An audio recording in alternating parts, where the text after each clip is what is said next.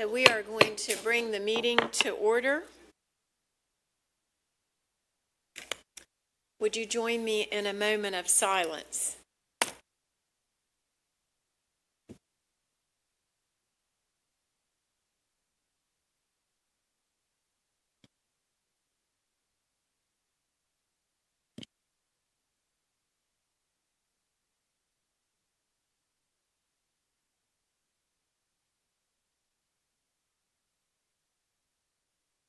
Will you join me in the Pledge of Allegiance? I pledge allegiance to the flag of the United States of America and to the republic for which it stands, one nation, under God, indivisible, with liberty and justice for all.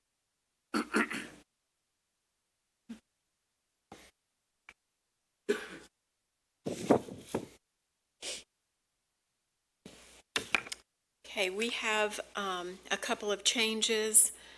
We're adding 2 proclamations, Women's History Month and Transgender Day of Visibility. We are also removing items 11 and 16B has been canceled.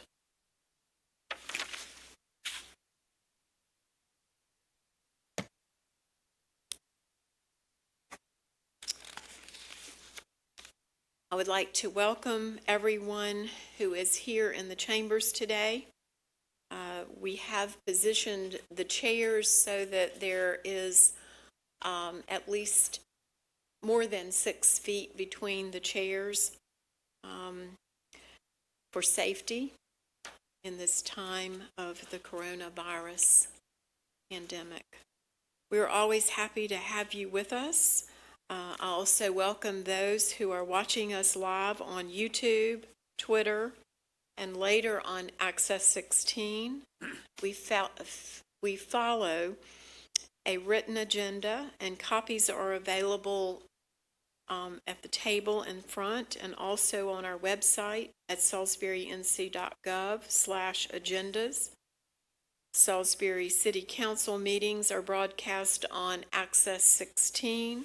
And Hotwire 394. Yeah, and I have that. Okay, sorry. That's okay. Thank you. Local government TV station, which is available on Spectrum Channel 16 and Hotwire Channel 394. Meeting air times are posted on the station's website, access16.tv. You can also watch current and past city council meetings on demand from the city's website, salisburync.gov/videos. So at this time, do I hear a motion to adopt our agenda as presented? Okay, Madam Mayor, just one moment. I'm looking for the agenda item addressing the restoration of water services for, am I just missing it? That is going to be under the city manager's comments.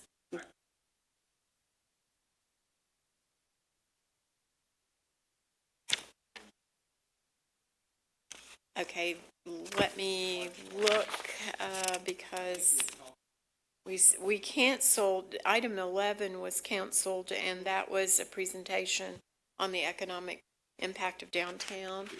We had talked at the staff the prep meeting this morning that would be the new item 11 there. The city attorney did do the, and we could do it either one if you just want to note it, but the city attorney has drafted an ordinance amendment concerning the water connection policy. So we'll do that as item, substitute the deleted item 11 and put in the water. Yes, ma'am. Sewer connections. Okay. And I have a question as well, with Ms. Hagan just finished. Okay, did you have a Oh, question? yes, I'm finished. Thank you. We have a tradition, an obligation to handle things with public comment and you know, of course, having discussion with citizens, since we have a limited audience and limited opportunity given what's going on in the world today. I wanted to ask the council if it makes sense for us to take up item 10 or if it makes sense to try and push that out. I don't have, again, I don't care whether or not we move forward, but it just doesn't seem to be what I would consider an essential item. I'm not saying I'm for or against what we're trying to propose. It just doesn't seem essential. I will be very candid with you all. My goal is to get out of here as quickly as possible and get back to my home. And I think anything we spend time on that isn't essential ought to be put off to another meeting. That's just my 2 cents. I'd like to push this out, Councilman Miller. Okay, If that pleases the council. so, My concern is that we've got people now in the historic district applying for this. Do we have a lot of people applying? I mean, is it like some big, huge number? There's one in the pipeline right now, So it's just one? Oh, okay. So it's not like there's a rush? I don't mind delaying this as long as, I hate to say this, as long as staff just kind of doesn't do anything until we address it. But if that was already in the pipeline, then No, Then it was you already. said there was one in the pipeline, though. Yeah, there's one that's come into the pipeline that's in the historic district. okay. House in the historic district is seeking landmark status. Okay, so we're just talking about just one application. I don't think it's a. Well, and I think that with the coronavirus, we're seeing so many changes day to day. I think that's going to impact a lot of what's happening, and I know staff time is probably being adjusted, and just a lot of changes. I just think we'll be okay to push it out. Yeah. Well, is it fair for us to do anything that involves a public hearing? Because there's another item on here that's about a public hearing. Mm-hmm. So I get what you're saying, Brian, but in further consideration, we respect the direction of the United States and our governor. Rezoning, though, that, might cause harm to the property owner. That's what I don't know. Yeah, what I'm saying. This one is one we initiated. This is one that Right. I think maybe to me is a little different, but just to give evidence of the fact, I think this would be a long discussion if we had it. We're having 10 minutes of discussion on whether or not to delay it. I'm for delaying anything that involves a public hearing right now, actually. Yeah. Because unless it's essential, that just follows the direction of our United States and our state, actually.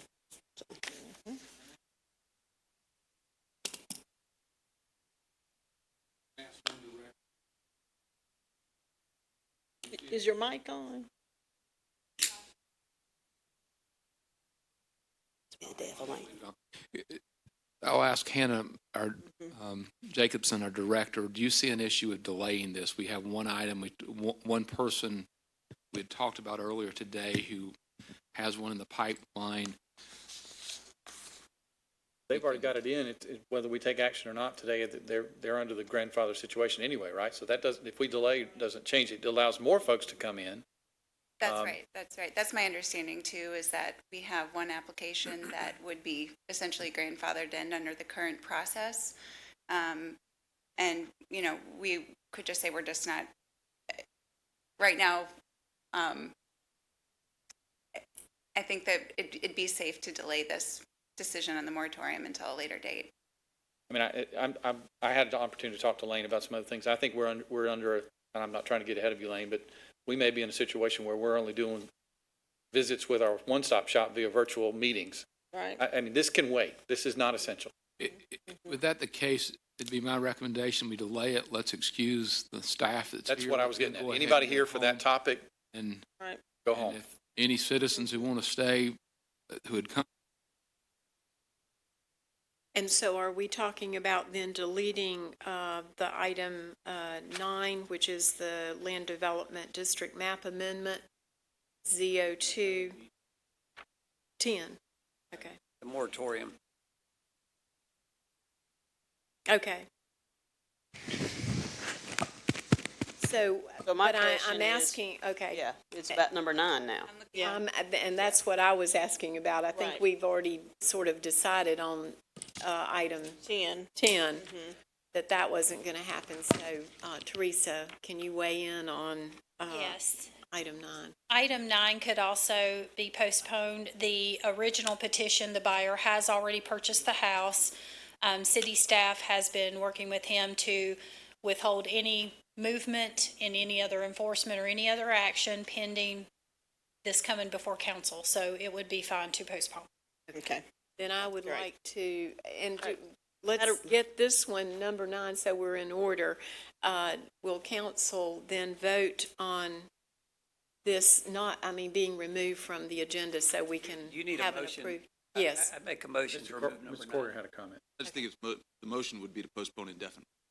Postpone number 9 indefinitely. Yes. Okay, so I'll make a motion to postpone number 9 indefinitely. Okay. We have a motion. All those in favor, aye. Aye. On number 10, your proposed motion is, Same motion. We would Same obviously renotice all of the hearings. Right. There would be another public notice requirement, all that, but yeah. So that way, we're When not, they're coming because back we and don't forth. know when they're coming back. I like that. Okay, so for 10, make a motion to postpone that as well, indefinitely. all right. All those in favor, aye. Aye. Motion carries. So, I think basically anyone from staff or from the public that was here to speak on either item 9 or 10, please be safe. If you wish to leave, Thank you. thank you. thank you. Thank you so much. And so, we now need to adopt the agenda as changed. So moved. All those in favor, aye. Aye. Motion carries. Okay, so we will move on to the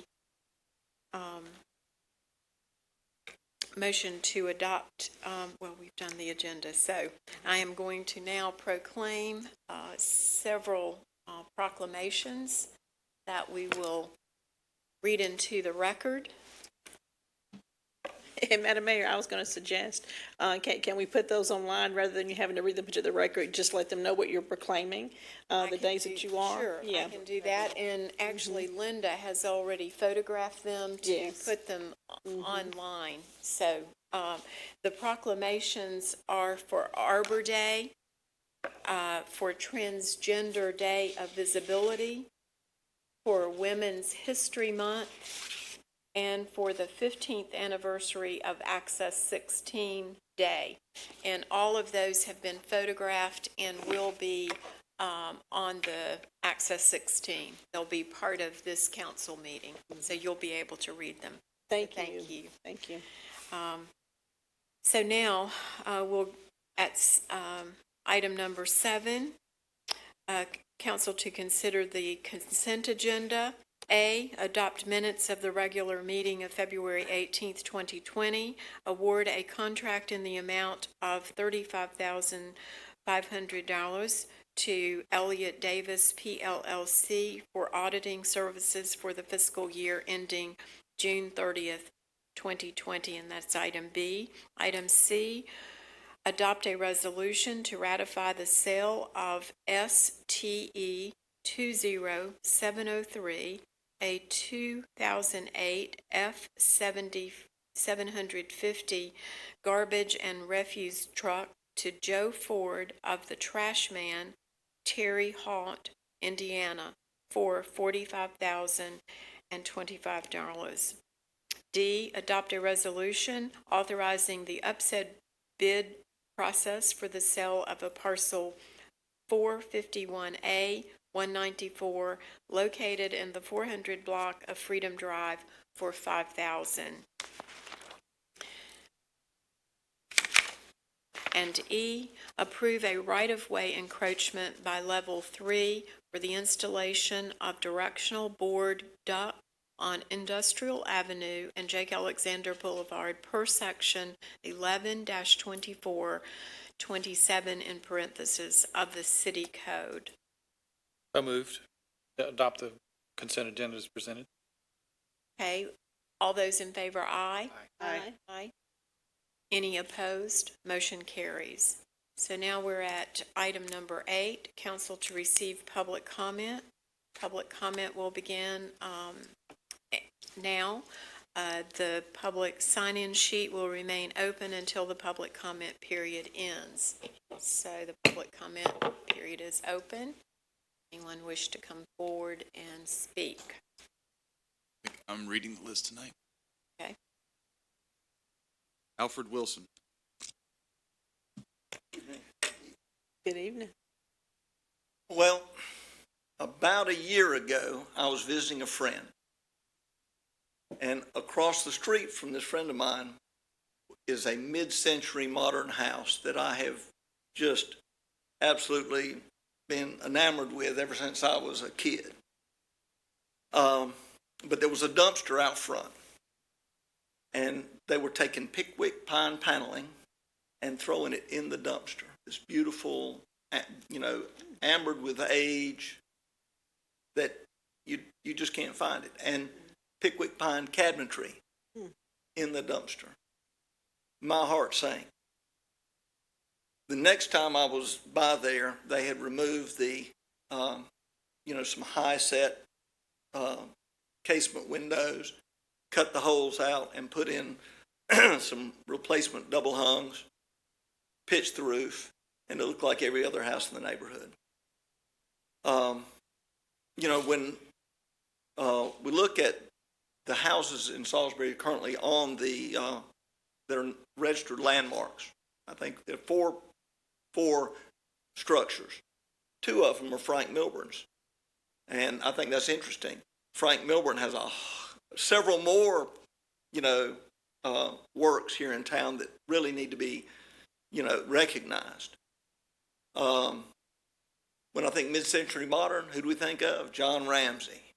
And, it's only a matter of time before they get in the wrong hands, and, it'd be like walking into a museum and seeing a valued piece of art, and then the next time you come in, someone has taken, marker and tried to make it look better. This architecture is valuable to our community, if you've ever heard Kevin Cherry talk about a sense of place, having identity. Salisbury respects our sense of place and our identity and the architecture and heritage that has been passed down to us. And like that mid-century modern, I thought, gosh, if I just had an hour with somebody like Paul Fomberg to talk to them, they would have a different perspective altogether. But I think there should be a sense of urgency to protect. And, we need all the tools we can get to go out there and, preserve our heritage. Thank you. Hear, hear. Thank you.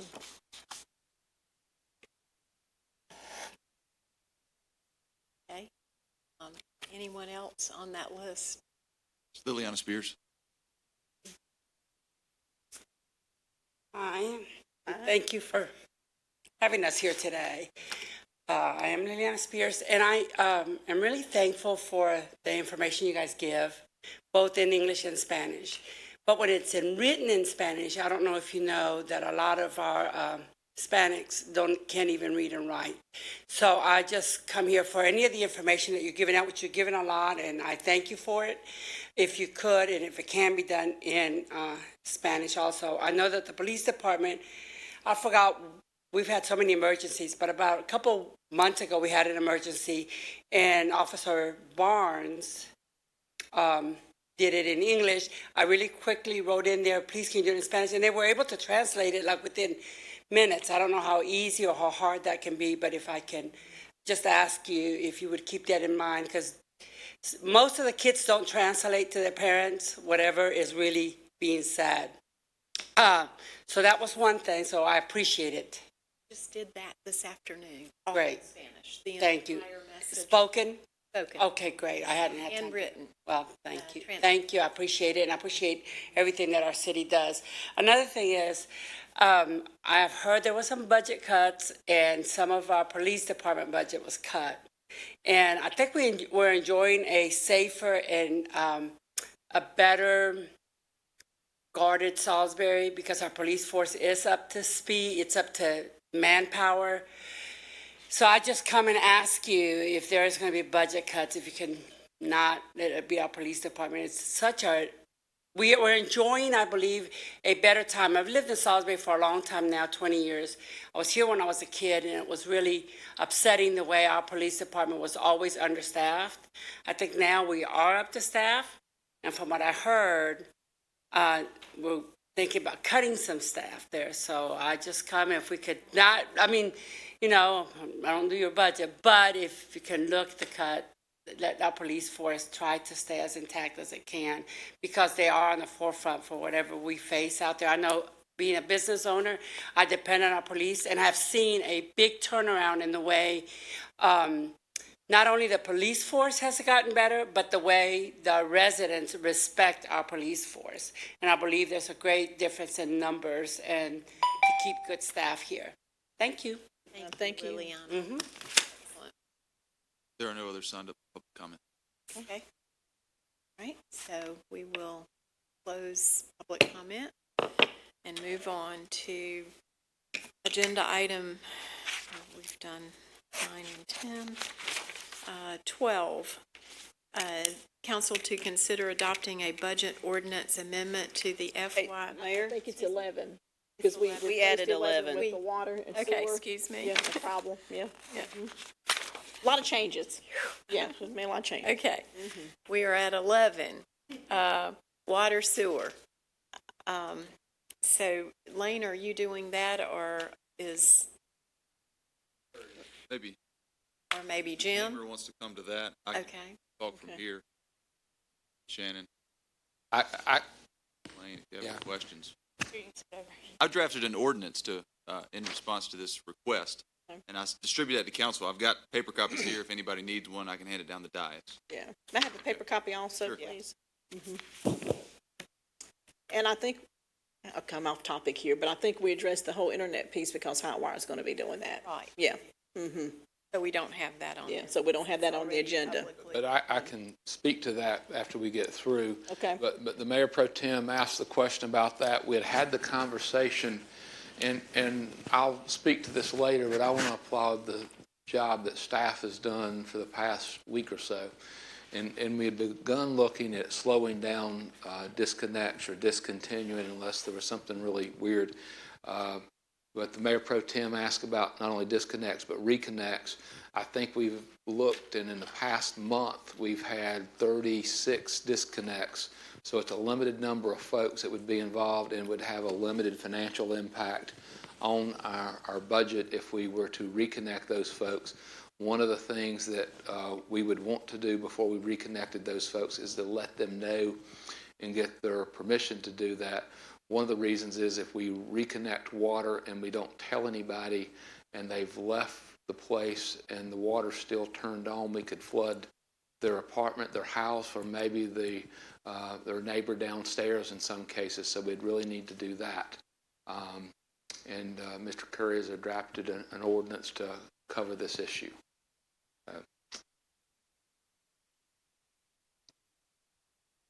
So the ordinance just suspends disconnects and then reconnects, as Mr. Bailey explained. It goes back 30 days. It's effective as soon as it's adopted, and it will remain in effect until it's rescinded. One question I have, obviously this is something that many different industries are having to look at as it relates to how they address the conditions that we are under. Is this something that someone has to request? Is this someone they have to notify a hardship, or is it just something we're going to stop doing? I'm just curious how we're going to implement it from a process standpoint. I think we still want to send out bills. We'd still like to collect bills, and we'd still like to work with social agencies to help customers. I think if we didn't do that, what we could end up doing is creating a significant bill for someone 3-4 months down the line because we haven't billed them. So we'd still like to do that. And I would like to use this opportunity now that we have a wonderful community. We have some very giving people. And if you have the ability to do that, please continue to give to the United Way, the Helping Hands Ministry, to your church, because your church is doing missions to help fund and help people in need. I have a fear that we're headed into a deep recession because of this, besides the health issues, and we're going to need those services even more. So I hope people that are listening who have the ability to give continue to do that, and thank goodness for the United Way, Helping Hands Ministry, and all the wonderful groups that we have that work with our staff every day to help take care of our citizens. So, And I just wanted to address Councilor Miller very quickly. Does Section 4 address part of your question also, or were you looking more for process in the The ordinance? request, I missed that. Okay. Okay. That's fine. That answers my question, yes. Okay, great. We've identified the 36 customers that Lane spoke to, and we're prepared if this ordinance is signed tonight, that our staff will start making those phone calls tomorrow morning. Yeah, I think there needs to be a. Coordinated. Well, we need to, if there are issues that we need to put some, I think they need a request, help. And we'll be happy to accommodate. In fact, I don't mind if we ask them if they need help, Right, you know, but let's make sure it's not something we're just doing arbitrarily to everybody. yes. right. So I'm good. Thank you. And just so we're clear, this suspends any disconnections until further notice, right? Unless their owner requested. Right, moving, exactly. But not for non-payment, we will suspend those. Now, I do have a question about the owner requested. So when it is owner requested, will we be ensuring that it's not someone who has a tenant that's in the home? You know how sometimes there can be a landlord, and we have great people in Salisbury, don't get me wrong, so I'm not trying to say that we have landlords who are doing this, but I just want to make sure we have a process in place that when it is owner requested, that we ensure there's not a family that's involved in that residence. Can we just? So if, our legal process is if an owner that's being billed for it requests that we turn it off, we don't always know if there's a tenant living in that home, but if they are no longer going to take financial responsibility for the bill, then it's up to the tenant to have to come in and reconnect service in their name. Okay, So if they request it, we have to turn it off. okay. But in the meantime, what I'm asking is, can we at least ask the person who's requesting for those services to be turned off, is there a family involved? You know, do you have tenants in this residence? You know, so that we can, yeah. Yes, Can we ask that question? Yeah, I think so. If somebody Okay. comes in and we have a reason to believe they have tenants in there, we can ask, and then we Okay. can contact the tenant. Right. And let them know what needs to happen. Okay, The other They thing would be the that customer. what we'll do through this, in that situation, if it's turned off and then the tenant wants the water, we're going to work with people to get through this. Okay, We're going to do that. We're at a different time right now. We're going to work to deal with these issues. Yeah, and this is absolutely the right thing to do, in my opinion, but I do think we need to account for it. So as we go into the fall, not necessarily June or July, but as we go into the fall, when you're given financial reports, make some sort of comment about what impact this has had, just so we're aware. And maybe it's not the fall, maybe it's 2 quarters away, 3 quarters away, but bottom line is make sure the council understands what impact this is having. Does that make sense? And we don't get caught by something by surprise a year from now. yeah. It's just information. And we will revisit this too, to let you know when we need. I think that'd be a good time to do that, is when we're looking at the impact. We can kind of talk about if there's a sunset or something like that. We'll know more, hopefully, by the time we get there. Madam Mayor, I'd be happy to make a motion. We approve this as submitted. Would you mind if I make the motion? Absolutely, go ahead, I'm sorry. I would like to make a motion that we accept the ordinance as submitted. I think it's the right thing for us to do. I'm echoing what Council Miller has said, and I just want to thank the council for moving forward on this. I want to thank the Mayor Pro Tem for bringing this forward also. A lot of cities have done this, and it's nice to see you being ahead of the curve. This is great because we're following Charlotte, and Salem, and Durham. So this is really appropriate for us to do. Duke Energy. Okay, so we have a motion. All those in favor, aye. Aye. Aye.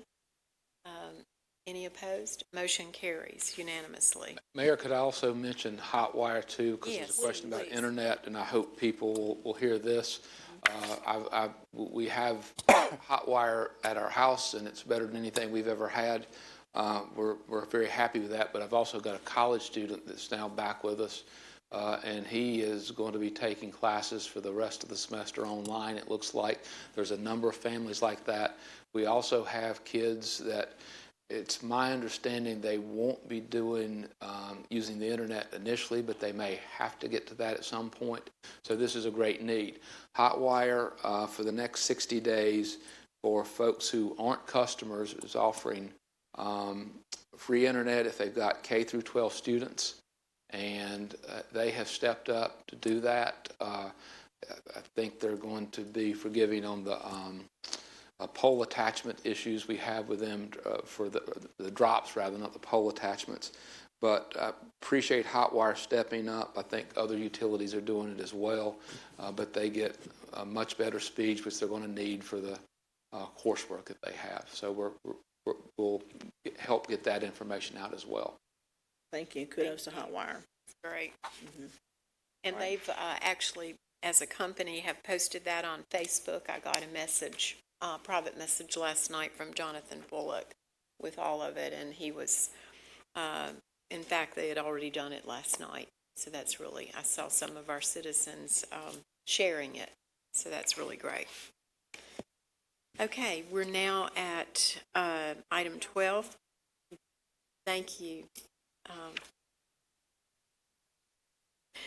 Council to consider adopting a budget ordinance amendment to the FY 2019-2020 budget in the amount of $150,000 to appropriate general fund balance to complete the City Park Lake renovations. And this will be presented by Craig Powers and Nick Aceves.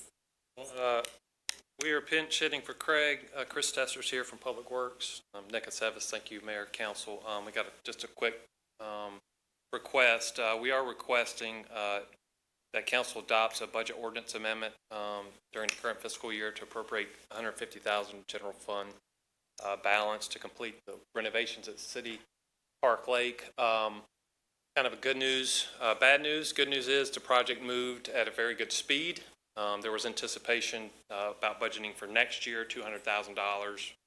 Full total, the project cost was about $550 projected. But because the project's moved at a good speed, there's going to be a gap in time until next fiscal year.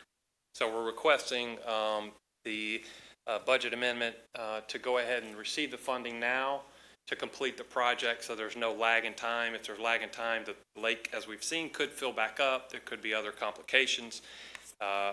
Chris's department can continue to work and get it completed with the contractors. And we think we can also, the 150 is actually less than what we would have been requested for next year, which is another 200,000. So good news is it's coming in under budget totally for the 2 years combined. But the timeline, like I said, it's great. We're finishing early, but now it's complicating it because we would prefer not to wait until July so we can go ahead and just finish the project. Now that makes sense, because when we can save money, You had get me it at done hello. quicker. Could, Me at hello. I hate to ask the press to say something about that, but I've been getting complaints about City Lake. And it's this kind of this budget thing. I'd like the public to know that we're ahead of schedule and we're going to do it now rather than wait 3 months. So, I'm sure everybody here has been getting calls from people that walk around the lake and say, it's ugly, why did you do this, blah, blah, blah. So, this is a good thing. So we could use your help if you would think about that. Hey, Greg Powers, do you have anything to add in terms of an update? Chris Tester. Chris, I'm sorry. Chris, I'm sorry. No, everything's actually going, like Nick said, ahead of schedule. We started a stormwater project on the upper end of the lake. Actually, it started it yesterday.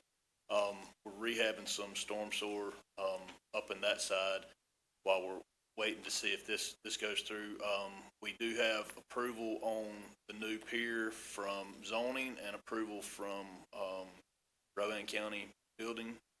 We are having to acquire a permit, which we should have within about a week, I would estimate, and we should be able to go moving forward with actually installing the pier too. So we'll keep you guys out there and keep rolling. Looks like we're making progress. Madam Mayor, I make a Yes. motion to approve a budget amendment in the fiscal year 2019-2020 budget in the amount of $150,000 to appropriate general fund balance to complete City Park Lake renovations. Okay, we have a motion. All those in favor, aye. Aye. Any opposed? Motion carries. Thank you both. And just for clarity, you guys are saving us $50,000 in this project. That's a big one, so thank you guys for that. And 3 In months. 3 months. Thank you all. Yes, thank you. So Come by back anytime. spring, bring us news like that often. Okay, council to consider appointments to various boards and commissions. David, I'm still talking with Bill Wagner, and there's a sense that we really need somebody from downtown. We're looking hard because Dennis Lunsford stepped off the board, and the thinking is, and so we reached out to about a dozen people.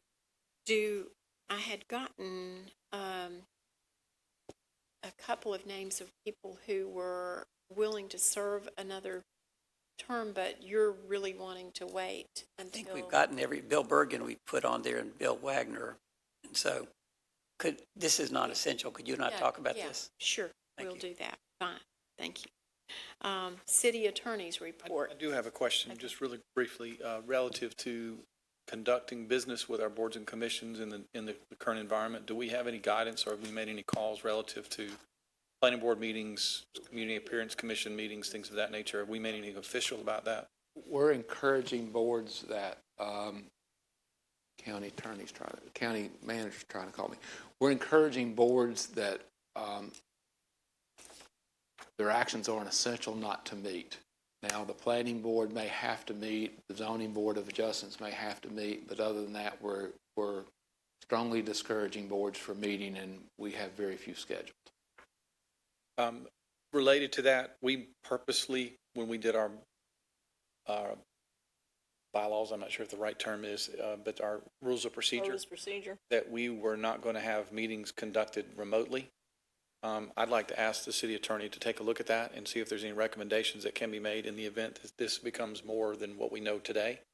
I have about a list of 10 of these we need to revisit that I was going to mention in my comments, exactly which rule, which part, and which section we need to revisit for remote meetings. Yeah, I think given the environment we're in, we need to look at that. There's not been any official, just as a general statement, there's not been any official change in the law around electronic meetings. It's not clear whether they're allowed or not, so we always meet in person. I think that any day that could change. Even if it doesn't change, I think the first question we ask is, do we need to meet? And then the second question, if the answer to that is yes, is it safe to meet in person? And if no, then we can talk about how to meet electronically and what legal requirements need to be met. So I'm monitoring that, and we'll keep you informed.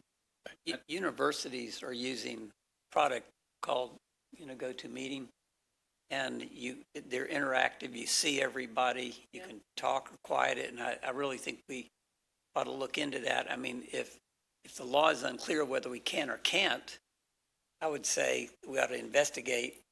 The league may help us in that regard. Don't until somebody says you can't do it. Right. Let's make that an option. Let's put that on our.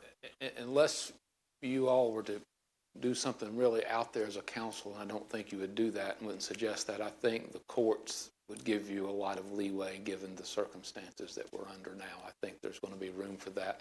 But as Mr. Coyer mentioned, the School of Government is soon going to weigh in on that and giving options. Keep us informed of that. Sure. I know that I think the city of Durham has gone to those types of meetings, so I'll keep in contact with other cities and see the mechanics of how they're doing it and also what they're doing to call it legal. Okay. Greensboro is not having meetings that have contentious public comments related to it. They're just saying we just aren't going to deal with those right now. They canceled the meeting tonight for that reason because they had 2 items on the agenda that were going to involve significant public input. Sorry to interrupt. Okay. So, city attorney's report, state of emergency. Do you have anything? I don't have anything for that. I For think that. we're fine with the ordinance as it is. Okay. Thank you. And city manager's report, that's where I had cutoffs on my notes, but I apologize that's for that. okay. I apologize for that. And I just wanted to give you an update on what we're doing. I'll try to be as quickly as possible. As Mr. Miller mentioned earlier, we are working to try to clear the calendar for April the 7th so that there wouldn't be any items for the agenda. There is potentially an annexation and a CDBG public hearing that we would need to have. We're trying to work around that. I think, again, when I mentioned leeway, I think there's a deadline with the CDBG, but I think we can ask for an extension, and I think they'll be favorable on that. Our main priority is to continue the city operation service at the level for our citizens at the level they're used to, while at the same time keeping our employees safe and abiding by federal, state, and Rowan County Health Department recommendations. And the Health Department has the lead role in local government with this. We have taken a number of precautions throughout the department with staffing, how they interact with the public. We're trying to encourage as much as possible online, telephone, mail ways of interaction rather than face-to-face. And something we're getting ready to look at and do is platooning of departments where we have a larger number of employees in a smaller space. And what I mean by that is having them work every other day, and where we can have them working remotely if they're not on site. The advantage to that is if hopefully no one's infected. If someone is, then it's not the whole staff there. Just going down the line of departments, downtown DSI, we have employees working remotely. DSI, along with our Public Works Department, are trying to help restaurants out. Today, Governor Cooper asked that all restaurants and bars close effective 5 p.m. except for pickup and drive-through. We are setting up cones to reserve some parking spaces in front of our downtown restaurants to help those folks stay open. And if you're healthy and you feel good, please visit these places. Tip the wait staff. They're going to be hurting. Communications, our director is the only one working. The rest of her staff, except for Jason tonight, are working remotely. And I think they're doing a wonderful job getting out good content out to folks. As the mayor mentioned, they did a bilingual video today. Public Works Department, we've interviewed for some job openings we have there. We've done that by telephone. They're taking the lion's share of cleaning buildings, and we've adjusted our cleaning schedule there. We may get behind on mowing because we're focusing on cleaning playground equipment, any place where the public would gather, and we're working very hard to do that. And then they also set up the building tonight, this room tonight rather, with the extra space there. Transit, we're encouraging riders to only ride if necessary. We're trying to do as many, if there's ADA transit needs, we're trying to do as much of that by telephone rather than having people come in. We're doing everything we can to limit that. We're also spending more time cleaning the buses and vans in our transit system. Finance is one area where we will maybe do some platooning. There's some functions that it's hard to do remotely, such as payroll and accounts payable. That's just a challenge. One of the things that we will do with our customer service center beginning tomorrow is shut the doors and encourage people to come through the drive-through. Now, if the customer has a need where they need to be in the building, we will see them inside the building, but otherwise we're trying to direct them through the drive-through and encourage online payments. We can turn on a new customer or water, connect these folks by telephone or through the drive-through. They don't have to come in to do that, but if there's something specific, then we'll certainly see them in person. SRU, similar as the other departments, they used to have shifts that overlapped just so the different shifts could talk about what were going on. We're trying to eliminate those overlap shifts so that you're not contaminating multiple folks there if someone were to get sick. A lot of the functions cannot be done at home, and that limits what we can do there, but we're trying to spread the employees out as much as possible. Engineering is another area where we're trying to promote online, telephone as much as possible. Human resources, similar stuff. We're delaying some of our employee training just to keep large groups from gathering together. We're also pushing out to all the departments to make sure they understand HIPAA regulations. If we have an employee who becomes ill. We've got to be very careful about what we disclose. And something that we're doing every day is encouraging our employees, if you don't feel well, go home. And we had 2 employees in COB that were coughing. They thought they had allergy problems. And I said, look, you're going to be more susceptible if you're here. If you don't have this, that puts you at risk. But also, if you're coughing and sneezing, you're making other employees, other people in the building uncomfortable. So we're making sure we do that. We are, as you're aware, we're partially self-insured on our health insurance. And we have Blue Cross and Blue Shield as our safety net on that. And they gave us a choice of opting in or opting out on COVID coverage. So we have opted in, and we have sent information out to our employees. There's free testing. If they think they have the virus, they still have to follow the guidelines. If I want to just go get tested, I can't do that. I have to have some symptoms, but we're doing that. And making sure all the employees understand that, especially the supervisors. We will probably start platooning that department as well tomorrow. The Salisbury Police Department, one of the big issues there is making sure all our officers have personnel protective equipment, and they are doing, rather than having the staff briefings that you are familiar with the police department, they're doing that remotely. It's a call-in for staff meetings rather than have the police officers gathered together in one room. Something else that we're having to do is when we do take someone into custody, the jail is requiring that we take them to the ER to get a screening first to make sure that person is not carrying the virus. That may be a question that we get later, is who's financially responsible for these checks, but we will figure that out as we go through. And we're also in an area where we could give citations. We're doing that rather than arresting people, just so that we're not bringing folks into custody. Parks and Rec has closed all their indoor facilities. They're going to be doing some spring cleaning work that they have otherwise been putting off. As I mentioned before, we're cleaning the outdoor recreation equipment.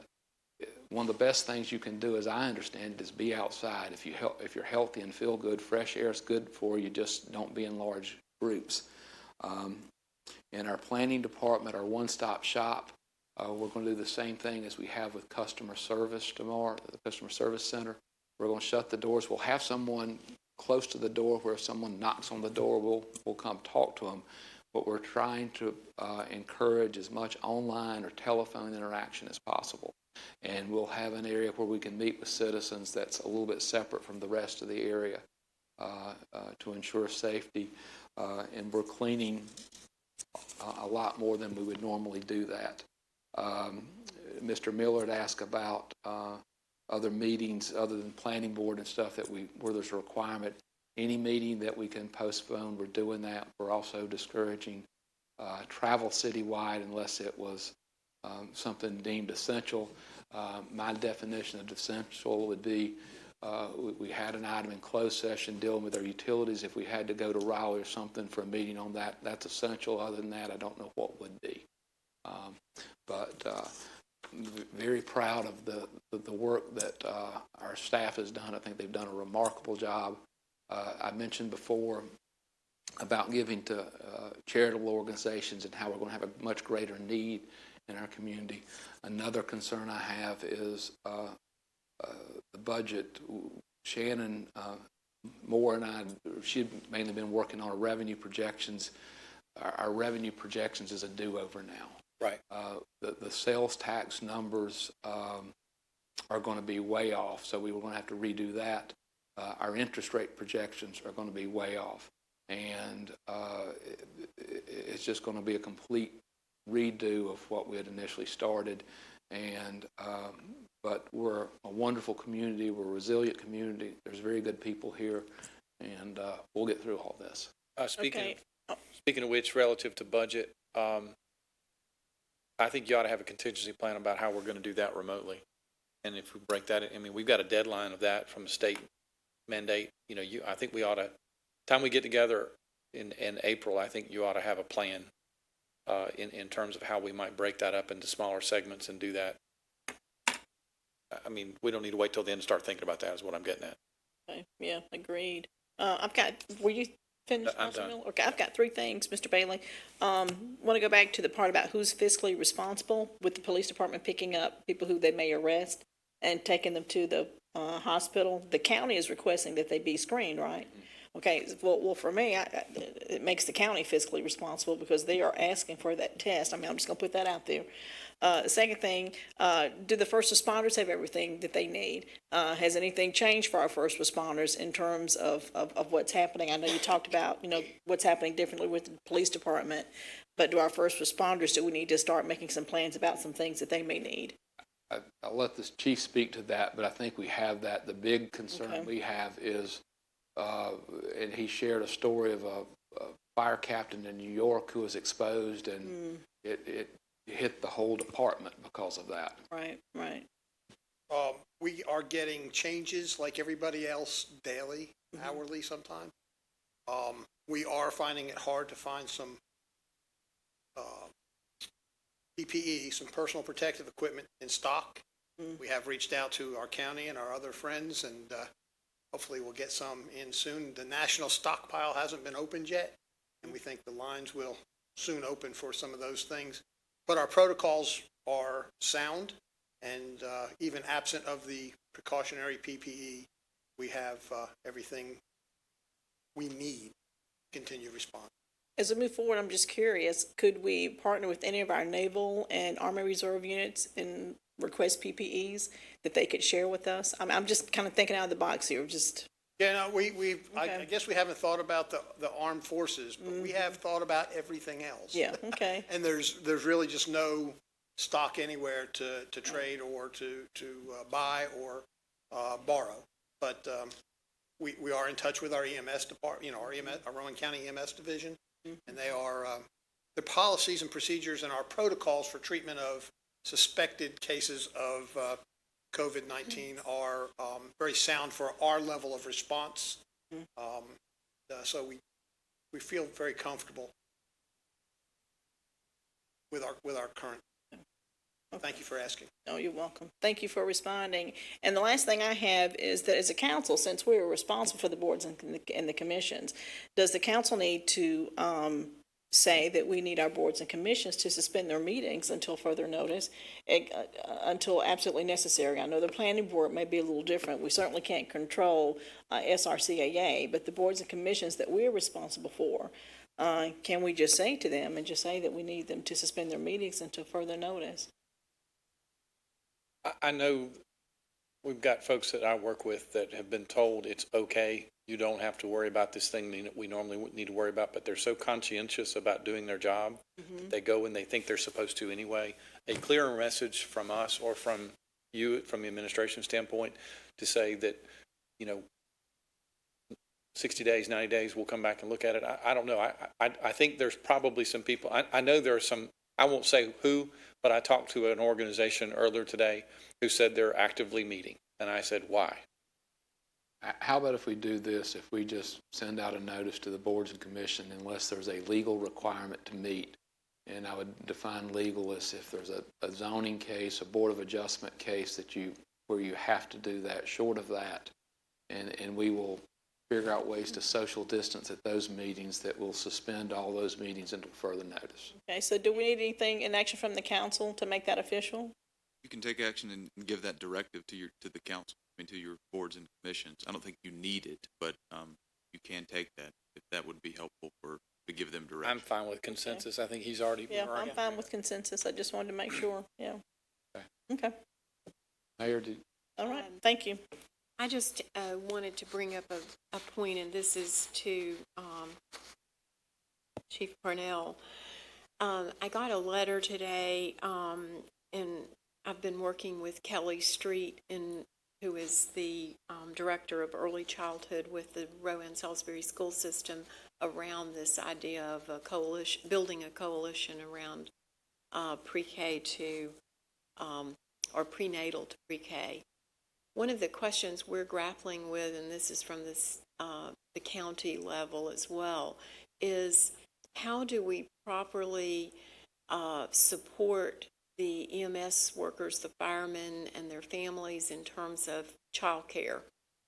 What is being done? Is there a protocol in place? How do we need to go about doing that? Because what I'm understanding is that people are afraid they're going to lose their jobs if they are home taking care of their kids that are out of school for 2 weeks or out of kindergarten. So So if I can speak to the city of Salisbury responders, I really don't have luxury of yeah, right. Rowan County wide, but Mr. Bailey actually brought this up to us Friday, I believe it was, about possibly having people off. He had the foresight to do that and had us to prepare plans. It may have been earlier last week, but and so we've had very good fortune with internal parents and non-working spouses who have volunteered to help others that may need childcare while the schools are closed. And then we got recently something from the schools. I don't remember her name. That's the same email that the mayor's referring Okay. to. But we're looking at all options. We primarily want to focus on critical staff. I think if we open it up to the greater public, we may be overwhelmed and create issues. But if you have a child that it's a critical position you need to bring to work and it's not a disruption, we're going to be very flexible on that. We've had discussions about, in the case of police and fire, a way to have people come in and help with that. The issue with, obviously, those departments, when the bell rings, the firefighters are going to go out, and we need some there with the kids. So we've looked at that. The concern we have is that you may be bringing someone in who's infected and they infect the fire department. One of the things that the rec department is kind of on standby is that it becomes a daycare for critical city employees' kids during the shift. We may look at that. Hopefully we don't get that, but we don't know where we're going with this. But that's something that we've thought about and looked at, and we'll figure out a way to do that when we get there. Well, thank you. And basically, I was asking about what the city had in place, or, is that something we were preparing for? Because obviously the county has other resources and they'll be dealing with that in other municipalities. So, but thank you. We are tracking sick leave, and we are tracking the needs of childcare, and haven't run into a issue yet. Haven't run into data that would make us think we're going to run into an issue in the near future. We don't know about the long term. Right. Yes, ma'am. Okay. Thank you so much. I appreciate it. Lane, I've got a quick question about the restaurant curbside for downtown specifically. From what I understand now, a form has to be filled out, which can be done online, but then it has to be approved. We're very flexible on that. Can we just go and take 3 cones to all these downtown restaurants and just drop them off? We're basically doing that. Okay, good, because I know that some folks are stressing out about, by the time I could have missed two days or whatever, can we just get them cones and keep on trucking? Yeah. Okay, great. That's good news. So, Tamara, did you have anything else? Are you on council comments? No. Okay. No, that's all I had for Mr. Bailey. Thank you. Okay. Then we will move on to mayor's announcement. At this point in time, we discussed this morning that the Community Appearance Commission and the Salisbury Public Works Department would host the Spring Clean 2020, which is Saturday, March 21st, 2020. You would check in at the City Hall located at 217 South Main Street from 8 a.m. until 12 p.m. And you can get more information about the Spring Clean 2020 from Stephen Brown at 704-638-4481, or you can email him at sbrow@salisburync.gov. We were discussing that since this is an outdoor activity, that people would be spread out on different streets and would not be, in a crowd. So we thought this might be a good activity for citizens to participate in. I would ask is whether, I know the last time that it happened, everybody sort of congregated here, whether there would be a remote pickup, whether if we wanted to pick our stuff up tomorrow or Thursday or Friday, whether we could grab our bags and our picker-upper thingies. That'd be possible to have a pickup point.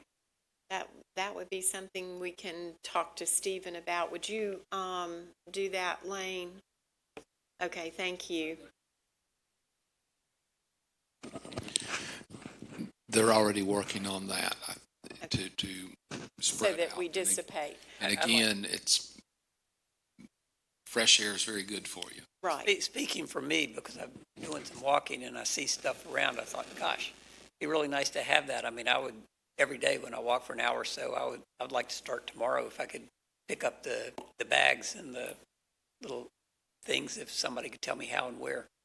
Got some bags in my trunk, David, I'll give you Do you before have we the leave. little, do you have the little, And they have those. do you have one of the thicker things? I bought mine at Lowe's, yeah. So, great. So we can pick that up, and I'll probably get some from you too.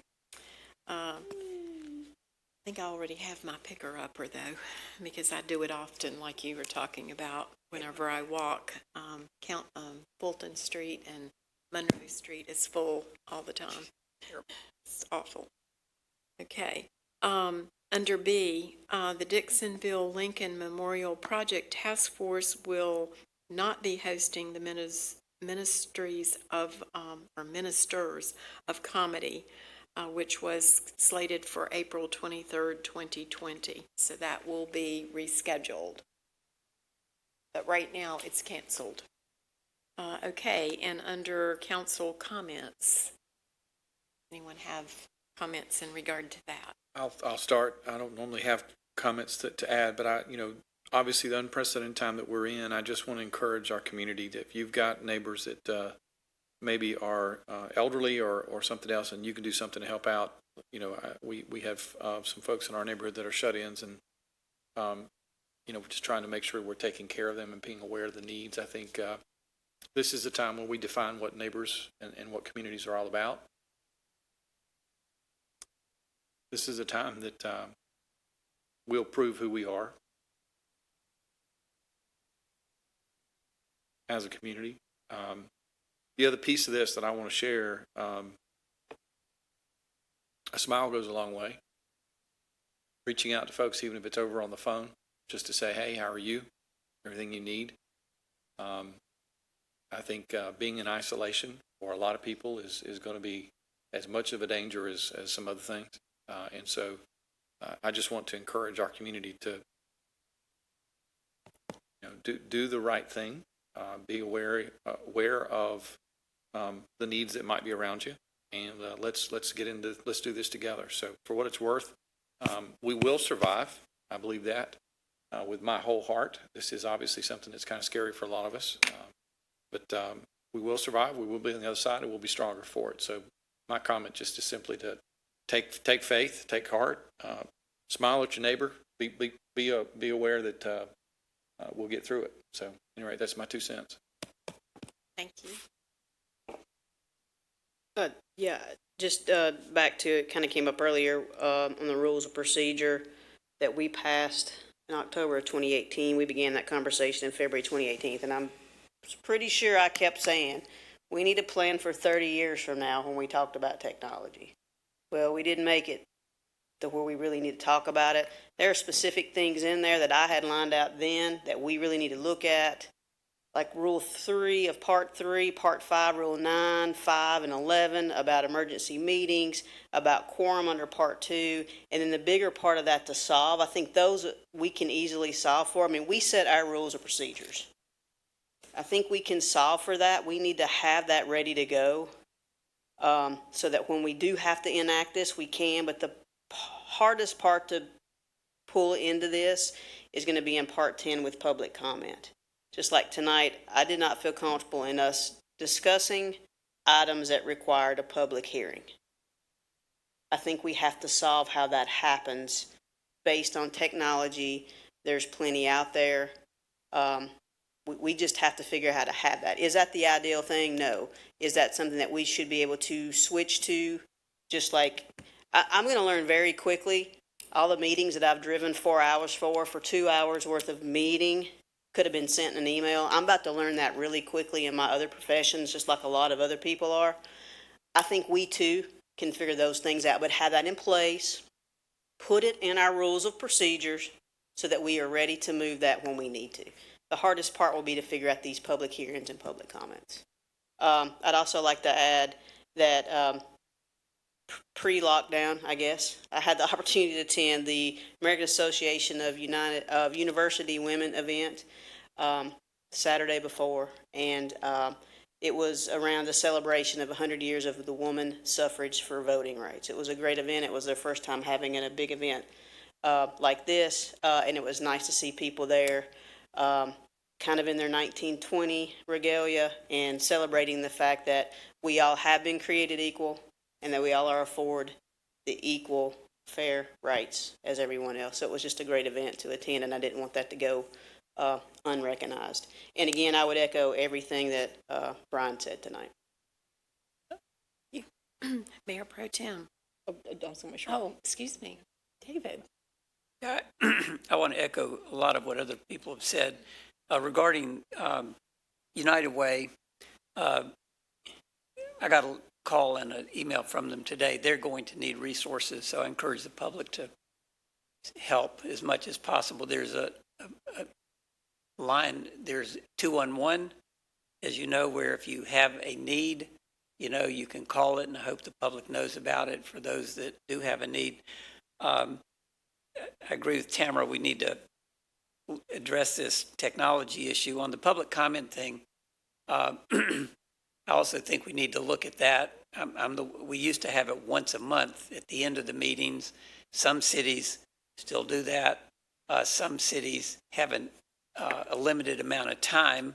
And the incredible example of that was when I lived in Cary, and they were going to turn on a nuclear power plant that had 700-800 people show up, and the fire marshal said, well, you can only let 200 in the building, so there were 500 people outdoors.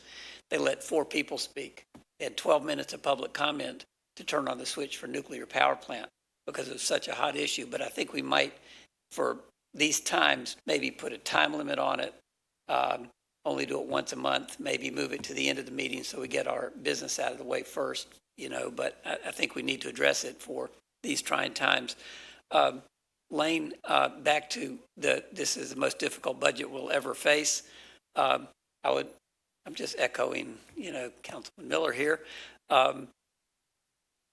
Part of the challenge that you've explained to us that is ahead are the state mandates on employee benefits. And I think it's worth opening the conversation with the state, which I'm sure you have or will be done, about deferring those mandates for next year. Great idea. So I think that if the state doesn't mandate it, we will have to catch up eventually on these pension benefits, but this might not be the year to start heavy loading that. I think if you know any of the city managers to make that same request, it might, the volume of calls might make a difference. That's a great idea. The challenge that we have there, and let me speak also to the budget, is when the stock market does what it has done the past week, it makes that gap bigger. And if the stock market were booming, then it would lessen the need to do that. And when the stock market falls as far as it has, it creates a greater need there. I would add to that then, if the federal government's about to, pump $850 billion into this economy, including $50 billion to keep the airlines alive, maybe they can pump some money into the states to keep their pension plans alive. Same thing. And I don't disagree with that. There's a lot of public pensions around the country that are in much more difficult shape than the North Carolina state employees pension and the North Carolina local government employees pension. The local government employees pension is much stronger. because we fully funded it every year. There were a few years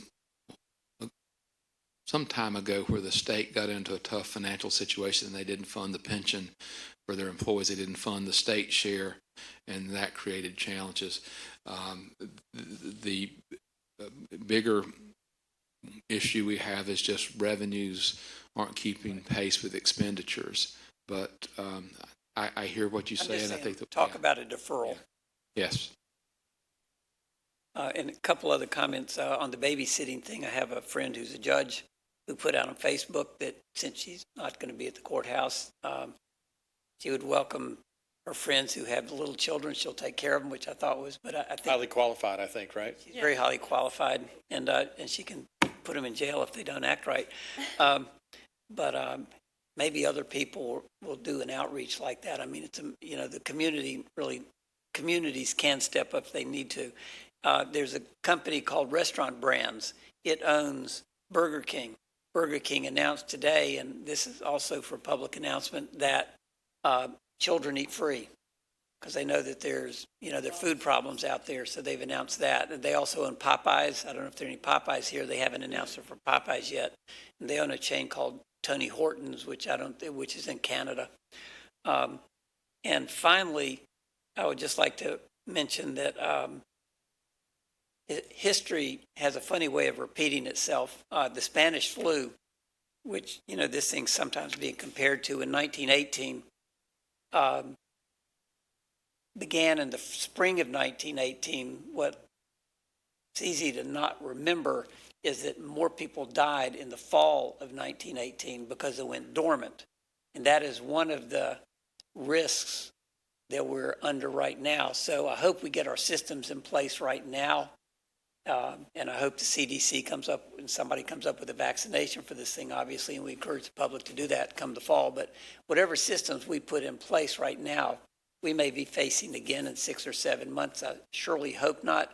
But let's not get complacent, I guess is what I'm saying, when normalcy might look like it's rolling back around next summer, because this could just be the front end of the bowling ball hitting the one pin before it gets to the other 9. So I appreciate everything you're doing at the city to put systems in place, and thank you for doing that. I'm real quick. I just want to say, well done to the city staff on what you've done so far operationally addressing this crisis. I just want to thank you, Mr. Bailey, for that. Mr. Kyle, I want to thank you. I think we don't include you in a lot of these thank yous enough because we know that you are the right-hand man on board here. So thank you as well for making sure that we are operationally sound. Linda, you've been doing an excellent job with communications. So thank you for that. Just want to say kudos to Hotwire. Hotwire, thank you for stepping up. Yeah, I appreciate that. That was one of the concerns that I had. I think that Hotwire is being a good community partner. We appreciate you doing that. And I just want to say thank you to the council again for passing the ordinance tonight to support our residents and their issues around water. This is the time where I think we need to shine. So thank you. So I will just wrap it up to say that ditto to all of the council members and Mayor Pro Tem's comments. I won't repeat all of that. I will just simply say thank you to Lane and all of our employees, to Linda for amazing outreach. See it everywhere, and I'm getting comments from the public. And Zach, thank you as well, because I know you're a very big support system to a lot of the employees. And particularly, I want to say thank you to Ruth Kennerly today, who did the Spanish translation that we used on the Spanish outreach piece that will be up and live, I hope, tomorrow. And she also translated some charts and things as well. And she also counseled me on my Spanish accent. So I was able to do part of it in Spanish. So that was really wonderful. So I appreciate all that effort, because we want all of our community to have the information and have it in the way, as Liliana said, that most of them can take it in, not having to read screens but to actually hear the message. So, Well, Karen, thank you for stepping out there and using your Spanish. yes. Yeah. So that was really fun. After a few tries, I got my accent back.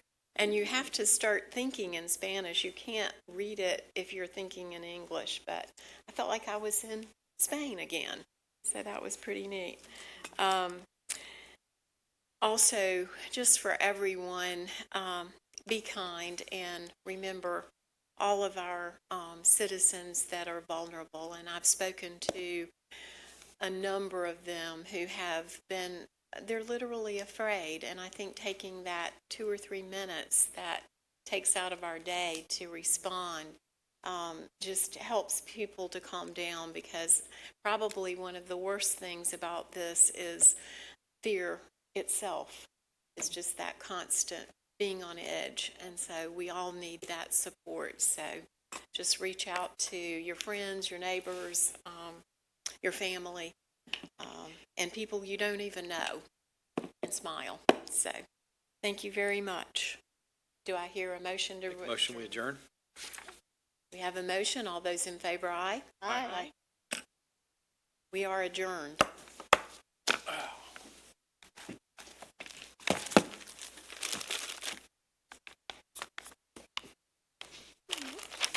Will you do me a favor? Karen, will you do me a favor? Microphone. You too, Riley.